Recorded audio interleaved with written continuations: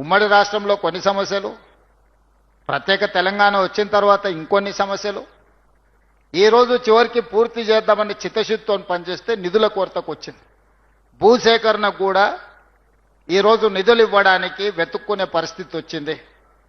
ఎందుకంటే 8,11,000 కోట్ల రూపాయల అప్పుల భారం తెలంగాణ రాష్ట్రం మీద ఉండడం వల్ల ఈరోజు సాగునీటి ప్రాజెక్టులు 70% 80% పూర్తయినా 20-30% పూర్తి చేసుకోవడానికి అవసరమైన నిధులు విడుదల చేయాలంటే నిధుల కొరత ఉన్నది.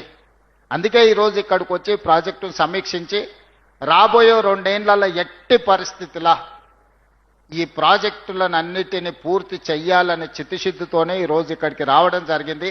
అధికారుల్లో చైతన్యము, ప్రజలకు ఒక విశ్వాసం కల్పించడానికి మంత్రులందరం కలిసి ఇక్కడికి వచ్చి సమీక్ష చేసినాం. దీనికి సంబంధించిన భూసేకరణ కావచ్చు, నిర్మాణానికి కావచ్చు, మెయింటెనెన్స్కి కావచ్చు, అవసరమైన అన్ని నిధులను కూడా సత్వరమే విడుదల చేయడానికి ప్రభుత్వం నిర్ణయం తీసుకుంటుంది.